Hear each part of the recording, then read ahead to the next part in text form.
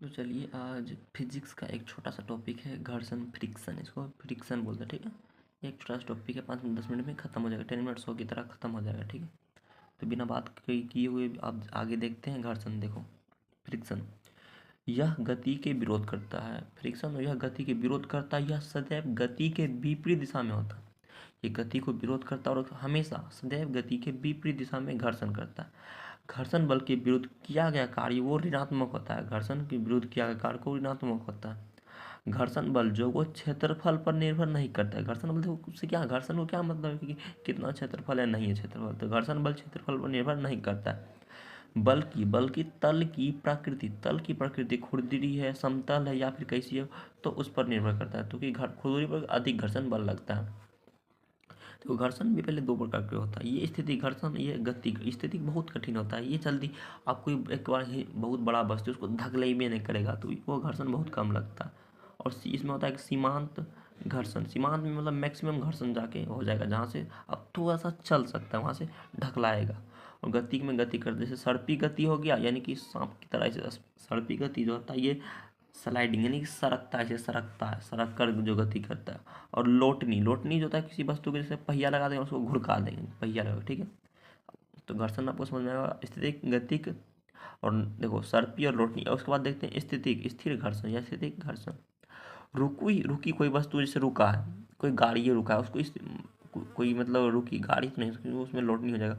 तो कोई वस्तु रुकी है तो स्थिर घर्षण होता है, रुका है तो वो स्थिर घर्षण होता है। यह गति का सर्वाधिक सबसे अधिक विरोध यही करता है, सर्वाधिक विरोध करता है और वस्तु को चलने ही नहीं देता है। क्योंकि आप जैसे कोई, जैसे ये मतलब इस इमेज में दिया है कोई पलंग, इसको धकलाएगा, बहुत बहुत दिक्कत होता है एक आदमी से, ठीक है। तो इसमें बहुत कठिन होता है, धकेल तो आप कुछ भी सकते हैं। उसके बाद होता है सीमांत घर्षण।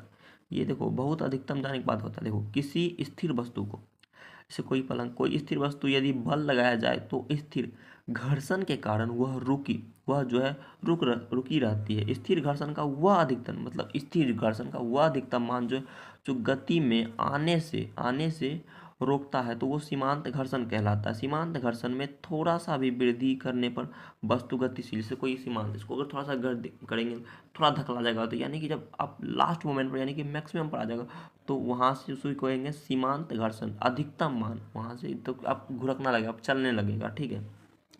उसके बाद बोला सर्पी यानी कि स्लाइडिंग। देखो सर्पी यानी कि स्लाइडिंग बोल रहा है आपसे, इसका शब्द से पता चल रहा है क्या कहना है, स्लाइडिंग घर्षण।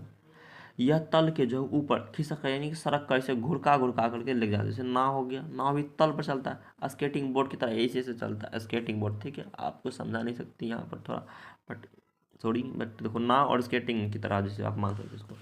उसके बाद है रोलिंग फ्रिक्शन यानी कि लोटनी घर्षण, यानी कि इसमें वस्तु या पहिया, देखो किसी वस्तु में पहिया लगाकर डगरा देना लोटनी घर्षण का। जैसे कोई वस्तु है उसमें पहिया लगाएंगे तो आराम से इसको आपको ना है, कोई इसमें बहुत ज़्यादा बल भी नहीं लगेगा और सरक जाएगा, घसक जाएगा, तो उसे लोटनी घर्षण कहते हैं। तो ठीक है, इसी देखो किसी वस्तु में पहिया लगाकर डगरा देना लोटनी घर्षण कहलाता है। यह जो है सबसे कमजोर, यह सबसे इसको तुरंत घुड़का देंगे, घुड़क जाएगा, तो यह सबसे कमजोर होता है, अर्थात गति का विरोध जो ये सबसे कम करता है, गति का विरोध सबसे कम करता है, जिस कारण इसे गति ज़्यादा होती है। और सर्पी घर्षण को लोटनी घर्षण यानी कि सर्पी जो घर्षण होता है इसे सरका कर उसे लोटनी घर्षण में बदलने के लिए तो बाइंडिंग यानी कि घेरने या फिर स्प्रिंग को प्रयोग करते हैं। जैसे रोलिंग फ्रिक्शन, इसको इसको घुड़का देंगे तो ये गोल इसलिए धकला जाएगा फ्रिक्शन, ठीक है। फोर्स यहाँ लग रहा है, फ्रिक्शन है। स्थिति घर्षण सबसे बड़ा होता है, फिर सर्पी, उसके बाद लोटनी, ठीक है। सबसे आसान स्थिति, फिर सर्पी, फिर लोटनी तो पूरा बेहद है, इसमें तो घर्षण बल लगबे नहीं करता लोटनी में, ठीक है। बहुत का स्थिति में बहुत हैवी बल लगता है, हम घिसक में जैसे पलंग है, ये स्थिति का घिसक भी नहीं करेगा।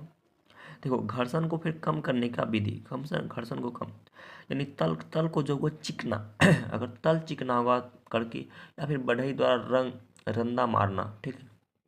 तल चिकना होगा तो उसमें घर्षण भी कम लेगा। और विशेष फिर आकार दे करके भी आप घर्षण को इसी तरह से कम कर सकते हैं, घर्षण को, ठीक है। फिर लटकने, खींचने या लटकने के लिए। तीसरा देखो सर्पी घर्षण और लोटनी घर्षण में बदलना, यानी सर्पी घर्षण स्लाइडिंग फ्रिक्शन को रोलिंग फ्रिक्शन में बदलने के लिए वायरिंग या घिरनी का प्रयोग करते हैं। देखो स्नेहक या लुब्रिकेंट डालकर। तो देखो एगो ठोस स्नेहक होता है, यानी ग्रेफाइट का चूर्ण, अगर ग्रेफाइट का चूर्ण उसमें बहुत ज़्यादा यानी कैरम बोर्ड जो होता है उसमें पाउडर मारते हैं, क्यों क्योंकि स्नेहक यानी लुब्रिकेंट का प्रयोग, क्योंकि ज़्यादा वहाँ ससरेगा, घर्षण नहीं होगा और उसमें तुरंत तुरंत जाएगा। अगर हम डाल देंगे स्नेहक यानी कि ग्रेफाइट का चूर्ण, वो जो कट पेल्स में काला, हालांकि वो काला हो जाएगा बट उसमें ससरेगा, बहुत बहुत ससरेगा, ठीक है। स्नेहक या लुब्रिकेंट डालकर ठोस स्नेहक या फिर ग्रेफाइट, देखो ठोस स्नेहक के रूप में होता है ग्रेफाइट, ठोस होता है ग्रेफाइट चूर्ण और पाउडर, ठीक है। ठीक है, यानी कि ठोस जो होता है, ये देखो ठोस स्नेहक होता है ग्रेफाइट चूर्ण और पाउडर। द्रव स्नेहक ये मोबिल हो गया। देखो ग्रीस जो होता है ये अर्ध स्नेहक होता है। ग्रीस थोड़ा ठोस टाइप का भी ग्रीस हो जाता है, और ये द्रव वही है कि जो ढलकता है, बट ये देखो इसका भी ग्रीस थोड़ा, ये एक अब एक्सेप्शन तक लगता है आगे। तेल हो गया, ये हो गया, ये सब द्रव स्नेहक हो गया, ठीक है। उसके बाद देखते हैं घर्षण गुणांक। इसके द्वारा किसी वस्तु पर लगने वाले घर्षण की गणना की जाती है। किसी वस्तु पर घर्षण की गणना की जाती है। एफ समानुपाती आर, एफ बराबर, तो इसको म्यू से डिनोट करते हैं, म्यू बराबर आर, या फिर म्यू बराबर एफ बाई आर होता है इसका फॉर्मूला, म्यू बराबर एफ आर। देखो ठीक है, ये आर है, ये एम जी यहाँ गति कर है, ठीक है।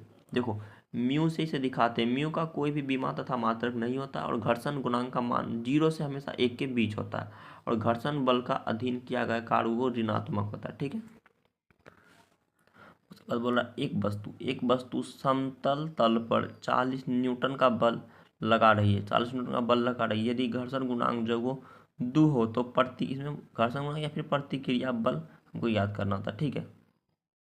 प्रतिक्रिया बल देखो ये सबसे आसान होता है। देखो म्यू बराबर होता है एफ बाई आर, सूत्र होता है।